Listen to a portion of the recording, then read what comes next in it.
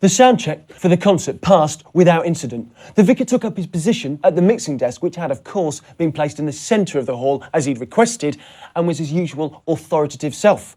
He ran through the sounds of each of the instruments by itself before everyone played together to check the sound of the whole band. Kevin, your bass guitar sounds like a limp dick. Have you had a hard night or something? The vicar had a microphone at the mixing desk and was able to hurl his abuse directly into the musicians' earpieces. Everything worked perfectly. Chelsea did the first part of the sound check, although I'm sure most of the liggers and general arse-lickers thought it was Billy G. The lighting crew used her to check the focus on all the spotlights, and she checked Billy G's microphone. "Oh dear, I've got dumped microphone," she announced to an empty hall. "Perhaps we could auction it off. One microphone almost gobbed on by Billy G." She was wonderfully confident and pushy. She even complained about one of the TV cameras that was being set up for the broadcast. "There's no way you can put a fucking camera straight between me and the audience," she said to a Japanese cameraman who stared blankly back at her. "Who's in charge? Can someone make him move it? That's ridiculous." The majority of the broadcast was going to be done by remote robot cameras on stage, but the director was adamant that he needed a view from the audience, and there were lengthy negotiations in pidgin Japan English about the correct placement of this camera. Breamore was hardly going to let Chelsea dictate camera positions. "Back in the dressing room, young lady. If your head grows any larger, you won't be able to do your job. I've seen the cameras in the mobile truck and they look wonderful. Let them do their work." Chelsea stormed off stage and was replaced by Billy G, who looked stunning, fresh from makeup. She'd obviously been listening. She carefully removed the microphone from its stand as if handling a turd and tossed it into the empty theatre. "I'll have a clean one, please. And Chelsea's quite right. Move that fucking camera." Breamore stared back at her. "Hey, I pay the bills and I have to stand on this stage unless you want to sing tonight." In the end, they laid a camera track in front of the first rows of seats, but Billy G insisted that it must always stay low enough that the audience could see her. Breamore tried to point out from that angle the picture would not be so good.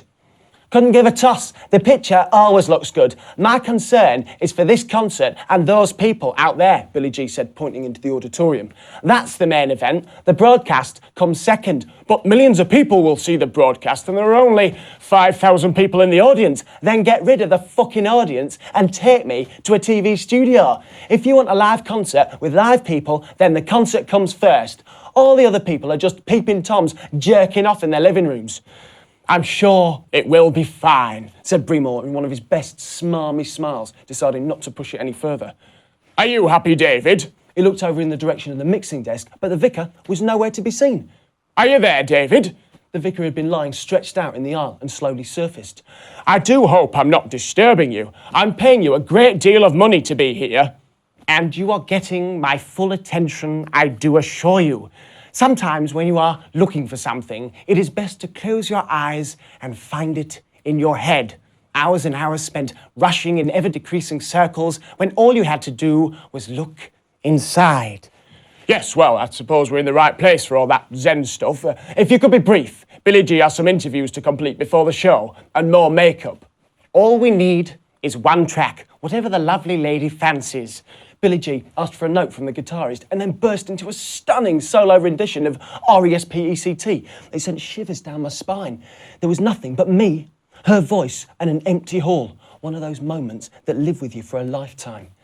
Halfway through the track, the rest of the band kicked in. A great sound, but not the same intimate magic as before. They didn't even bother getting to the end of the track. Billy G waved her arms like someone flagging down a car, and the song petered out. "Okay, save it for tonight. It don't pay to come too soon. Not that any of you guys would understand that. See you later, gorgeous." She blew a kiss in the direction of the vicar. She seemed confident in his hands and had no concerns about the sound. "You are most welcome, my darling," he answered through the talkback. "All I need now is a set list." He muted the sound on the PA and the monitors on the side of the stage. "I shall be here if you need me," and he lay back down in the aisle. That was at about 3:30, and the couple of hours before doors opened passed quickly. I stayed up in my little roost while Gabriel was occupied with a ghetto blaster that he'd bought that morning. My only moment of alarm was at about 4:30 when Emma suddenly appeared on the side of the stage. She had no backstage pass, but I suppose if you're famous enough, these things don't matter. I once turned up for a show at the Albert Hall, walking in through stage door and realised that I'd forgotten my pass. I assured the doorman that I would get a new one from the stage manager and he let me in. When I got to the stage, I realised that I'd turned up on completely the wrong night and had just blagged my way into someone else's concert. You've just got to be confident enough, I suppose. "Emma, So, you have come to see our little presentation. Perhaps we could persuade you to sing a song or two tonight, as some of the tunes will probably be familiar. The vicar had spotted her. You again. I think it will take a lot more than that to get me back on stage with Billy G. Oh, come, come, my good lady. I trust you are not envious. Such an English disease. She looked at him with daggers in her eyes. Well, not literally, you understand. Perhaps you could be a celebrity guest, he continued. We could slowly lower you on a wire at the end of the show. She turned away to ignore him. I imagine the Japanese have one that is strong enough, although it does look as if you're putting on a few pounds, he taunted. That had the desired effect of making her turn around. My God, she yelled. Just where do you get off? Thank you so much for the insult. If you were a burglar in my house, I would happily grab a kitchen knife and hack you into little pieces and then feed you to the cat. I'm looking for Kevin. I know, he said, finishing a sentence for her. She looked at him as if to ask how. He smiled back victoriously. I am sure he is expecting you. Go up in the lift on stage left and follow the signs to the dressing rooms.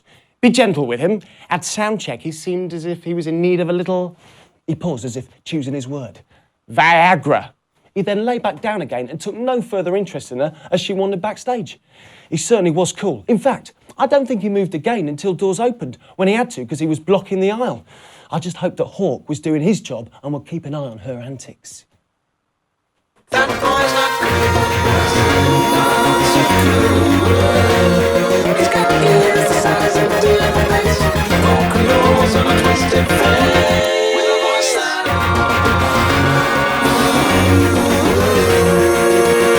And still, Billy G was missing. I had visions of Emma gagging her in the dressing room, or perhaps even a shooting. Even now, Remo might frantically be trying to break the door down to rescue her. Answer me, Billy G! Answer me! What I saw made me sick to the bottom of my stomach.